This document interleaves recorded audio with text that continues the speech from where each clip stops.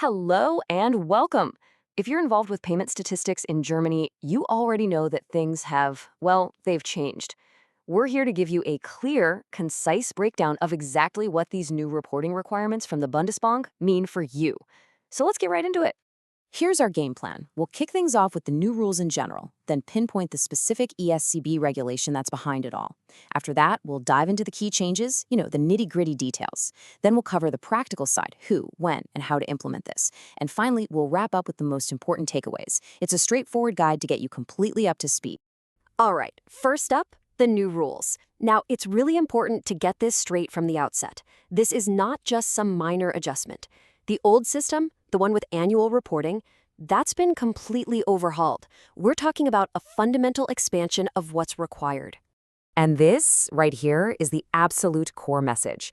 The sheer scope of what you now need to report to the Bundesbank has grown, and it's grown a lot. The old way of doing things is officially in the rearview mirror. These new requirements demand a whole new level of detail. So, you might be asking, where is all this coming from? Well, these changes aren't just being made on a whim. They are all anchored in a specific new legal framework that comes from the European System of Central Banks, or the ESCB. Let's take a closer look at the actual regulation. This is it. This is the document that's driving everything we're talking about today. Regulation ECB/2020/59. It's an amending regulation straight from the European Central Bank, and its purpose is crystal clear: to redefine and expand the reporting duties for all payment service providers. It came out back in December 2020, and it's pretty much the single source of truth for all these new requirements. Okay, now we get to the real heart of the matter. We know the rules have expanded, but what does that actually mean for you day to day? Let's break down the specific changes in both the content you have to report and how often you have to report it. So, the new regulation demands a much, much deeper level of detail. It now specifically requires data on recent payment developments, and this is a big one, the collection of fraud data. On top of that, there's a huge new focus on cross-border card payments. You now have to break those down by both the category of goods or services and by the recipient country. And it's not just what you have to report, it's how often.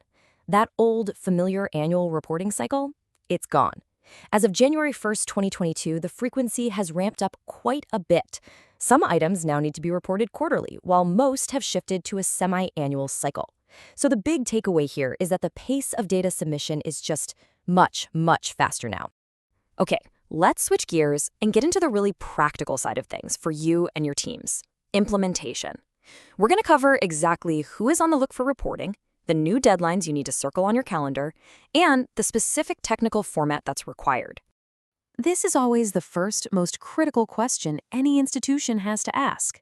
Does this actually apply to us? Well, the answer from the Bundesbank on this is very, very clear. The reporting duty covers two main groups, and both were defined in official notices back on April 27, 2021. First, you have all credit institutions.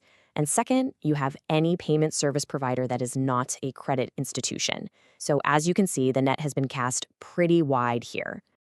The next critical piece of this puzzle is timing. With a higher frequency of reporting comes a more complex schedule of deadlines. These are dates that absolutely have to be built into your compliance calendar. And this table really shows you what that new rhythm looks like in practice. Just take a look at these upcoming dates. For instance, data for the fourth quarter of 2025 is due at the end of January 2026. But look here, the data for the entire second half of 2025 isn't due until the end of March 2026. These dates are non-negotiable, so it's absolutely essential to have them mapped out internally. And finally, the how.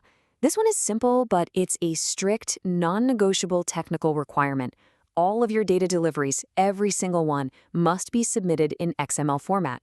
And it's really important to remember, this also applies to nil returns. So even if you have nothing to report for a specific period, a standardized Fellanzeige, an empty report, still has to be filed in that XML format. All right. Let's pull all of this together now into a final summary. You can think of this as your actionable roadmap, your checklist to make sure you're in full compliance with these new payment statistics requirements. So here are your 5 key steps. First, make sure you and your team really understand the details of Regulation ECB/2020/59. Second, double-check that your systems are actually capturing these new expanded datasets, especially around fraud and those granular cross-border payments. Third, you've got to adapt your internal processes for the new quarterly and semi-annual frequencies. Fourth, get those strict deadlines integrated into your workflow.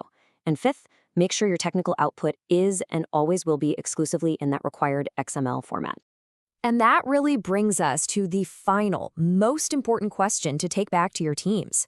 When you look at this increased reporting frequency and this much larger, more detailed data set, are your internal systems and processes genuinely ready to handle this new reality?